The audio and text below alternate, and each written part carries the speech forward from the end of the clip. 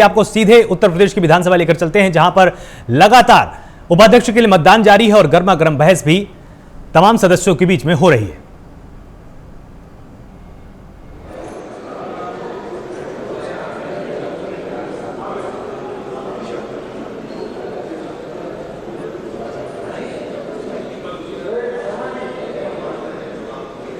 BJP और Samajwadi party आमने सामने है। संसदीय परंपरा यह कहती है कि विधानसभा का जो उपाध्यक्ष होगा वो विपक्ष का कोई बड़ा नेता होगा या जो प्रमुख विपक्षी पार्टी उस वक्त होगी वो उसमें उपाध्यक्ष के रूप में होते हैं। इसीलिए बीजेपी ने यहां पर नितिन अग्रवाल को सामने किया है। सपा से विधायक हैं, 2017 में समाजवादी पार्टी से ये चयनित हुए थे और उसके बाद अचानक बीजेपी में आ गए।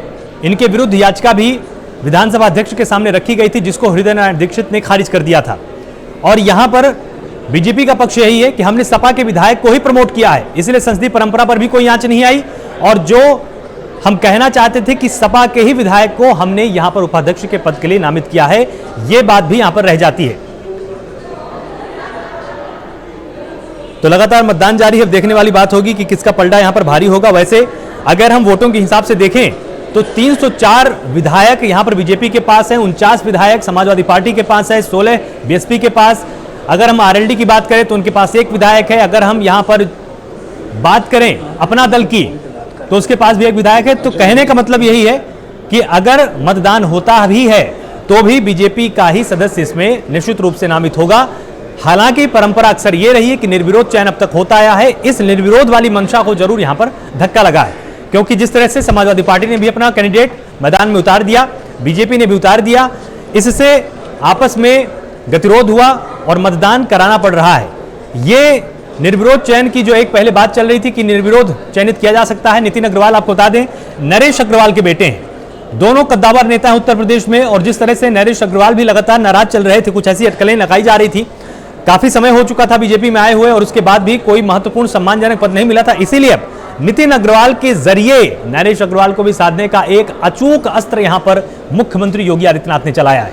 इससे जो वैश्य समाज है वो तो साधा ही जाएगा, साथ ही नितिन अग्रवाल को भी सम्मान मिलेगा। नरेश अग्रवाल का भी जो लगातार कद रहा है उत्तर प्रदेश की राजनीति में वो भी बरकरार हो जाएगा और उपाध्यक्ष भी भारतीय जनता पार्टी का हो जाएगा। इससे जो तमाम तीर थे, इन तमाम तीरों को एक ही प्रत्यंचा पर चढ़ाकर साधा गया है और इससे निश्चित रूप से जो भी मंशा थी समाजवादी पार्टी की उसको भी धक्का पहुंचा है।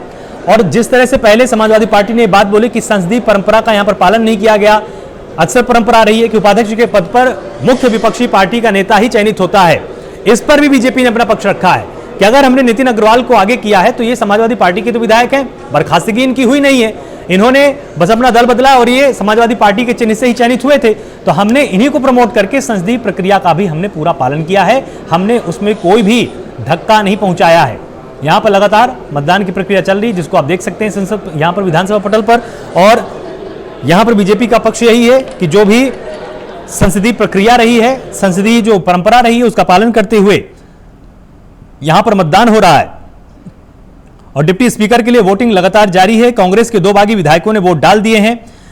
बीजेपी का सपा के बागी विधायक नितिन अग्रवाल पर दांव है और नरेश अग्रवाल के बेटे हैं, ये दोनों कद्दावर नेता हैं। निश्चित रूप से इसमें कोई प्रश्न चिन्ह नहीं है। और 4 महीने पर जो 4 महीने आगे आने वाले होंगे उस पर लगातार अभी डिप्टी स्पीकर यहां पर रहेंगे। हमारे साथ और अधिक जानकारी के लिए ब्यूरो चीफ दिवाकर त्रिपाठी जुड़ गए। तो दिवाकर, आपसे समझना चाहेंगे, जिस तरह से दांव बीजेपी ने खेला है, एक तरह संसदीय परंपरा का पालन भी हो गया क्योंकि सपा के विधायक पर यहां पर दांव लगाया गया, और एक तरह से यह चयनित होना इनका निश्चित माना जा रहा है क्योंकि 304 की संख्या है विधानसभा में। दिवाकर,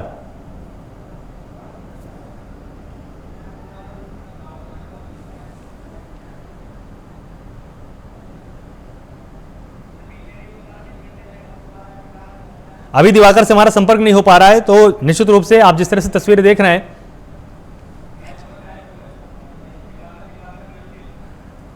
दिवाकर आप तक आवाज आ रही मेरी? हाँ बिल्कुल, आलोक जी अपना सवाल दोहराएं।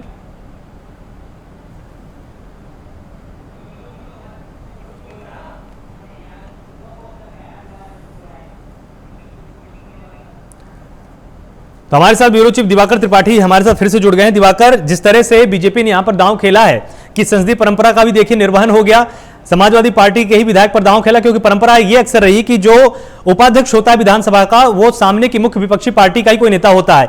इसका भी यहां पर मान रखा गया और साथ ही जिस तरह से 304 की संख्या है बीजेपी के पास, तो चयनित होना बिल्कुल तय है नितिन का।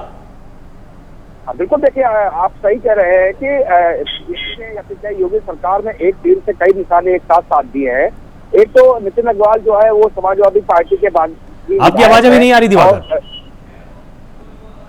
बिल्कुल, देखिए समाजवादी पार्टी के ऊपर जो है वो भारतीय जनता पार्टी ने एक तीर से कई निशाने साध दिए हैं। हाँ। एक तो जो समाजवादी पार्टी के बागी विधायक है नितिन अग्रवाल, उनको प्रत्याशी बनाया और उन्हीं को कहीं कहीं चुनाव जो है वो जिताने पूरी तरीके लग गई। अब इसके पीछे ये कहा जा रहा है कि भारतीय जनता पार्टी जानती है और कहीं कहीं कि विधानसभा की परंपरा है, तो जो विधानसभा का डिप्टी स्पीकर यानी कि उपाध्यक्ष होगा विधानसभा का, वो जो मुख्य विपक्षी दल है यानी कि जो मेन विपक्षी दल है उसी का होगा। तो जाहिर सी बात है कि अभी सदस्यता जो है वो रद्द नहीं हुई नितिन अग्रवाल की, लेकिन नितिन अग्रवाल समाजवादी पार्टी से बगावत कर चुके हैं, वो भारतीय जनता पार्टी में आ चुके हैं। तो जाहिर सी बात है कि उस परंपरा का भी निर्वहन जो है भारतीय जनता पार्टी ने कर दिया है। और कहीं कहीं जो डिप्टी स्पीकर वो बनने जा रहे हैं, क्योंकि जिस तरीके से अगर देखा जाए कि संख्याबल जो है वो भारतीय जनता पार्टी के पास ज्यादा है और कहीं क्रॉस वोटिंग जो है वो भी होती हुई दिखाई दे रही है। तो जाहिर बात है नितिन अग्रवाल की जीत तय है। तो ऐसे में परंपरा का निर्वाहन भी हो गया और वही दूसरी तरफ भारतीय जनता पार्टी ने अपना ही डिप्टी स्पीकर एक प्रकार से अगर देखा जाए तो वो बना दिया है। अब समाजवादी पार्टी बंपाई हुई है और उसने नरेंद्र वर्मा को प्रत्याशी बनाया है, लेकिन संख्या बल उतनी ज्यादा नहीं है समाजवादी पार्टी के पास, लिहाजा कहीं से उनका जो प्रत्याशी है वो डिफीट जरूर खा जाएगा। हाँ, जो आज विधानसभा में हुआ है वो काफी गौर करने वाली बात है कि जब मतदान शुरू हुआ, मतदान के कुछ समय बाद ही जो समाजवादी पार्टी के विधायक है उन्होंने ये आरोप लगाना शुरू कर दिया कि वोट कैप्चरिंग की जा रही है। उनका साफ तौर पर कहना था कि पहले हम लोगों को ये कहा गया था कि जो बैलेट बॉक्स होगा वो सबके सामने रखा जाएगा, लेकिन वो बैलेट बॉक्स जो है वो मुख्यमंत्री के पीछे रखा गया। तो कहीं के वोट कैप्चरिंग का आरोप जो है वो भी समाजवादी पार्टी की तरफ से लग रहा है। तो समाजवादी पार्टी साथ ही ये आरोप लगा रही कि भारतीय जनता पार्टी जो है वो जिस तरीके से चल रही वो कहीं के विधानसभा में काला अध्याय के तौर से जाना जाएगा। लेकिन अगर टेक्निकली देखा जाए तो भारतीय जनता पार्टी ने जो कैंडिडेट बनाया है वो मुख्य विपक्षी दल का ही बनाया है। जाहिर बात है कि आरोप प्रत्यारोप चल रहा है, लेकिन कहीं भारतीय जनता पार्टी ने एक तीर से कई निशाने एक साथ लगा दिए। दिवाकर, यहाँ पर आखिर मंशा क्या रही होगी समाजवादी पार्टी की अपना प्रतिनिधि उतारने की? क्योंकि देखिए उनको मालूम था कि जो सत्ताधारी दल है उसके पास 304 विधायक हैं, हमारे पास 49 विधायक हैं, तो निश्चित रूप से अगर वोटिंग होगी तो कहीं ना कहीं टकराव में बीजेपी जीत जाएगी। इसमें फिर भी अपने उस प्रत्याशी को उतारना, क्योंकि वो एक बार मंत्री भी रह चुके हैं नरेंद्र वर्मा, 4 बार से विधायक हैं, तो ये इसके पीछे मंशा क्या रही होगी और क्या रणनीति होगी समाजवादी पार्टी की? अब बिल्कुल देखिए, समाजवादी पार्टी साफ तौर पे जानती है कि अगर वो प्रत्याशी अपना ना उतारती तो कहीं कहीं नितिन अग्रवाल में खजोट छीन लिए जाते। और समाजवादी पार्टी की मंशा ये है कि वो वॉकओवर नहीं देना चाहती भारतीय जनता पार्टी को। वॉकओवर न देने का सीधा मतलब है कि अगर वो अपना प्रत्याशी नहीं उतारती है तो भारतीय जनता पार्टी नितिन अग्रवाल को कहीं से निर्विरोध चुनाव जिता ले जाएगी। तो ऐसे में समाजवादी पार्टी की एक तो मंशा ये है कि वो हारेंगे भले, लेकिन जड़ से हारेंगे। दूसरा टाइम पे वो भी एक तीर से कई निशाने साधने की कोशिश में, जिस तरीके से उत्तर प्रदेश की सियासी समीकरण जो चल रहे हैं, जातिगत समीकरण चल रहे हैं, उसको भी साधने की कोशिश समाजवादी पार्टी कर रही है।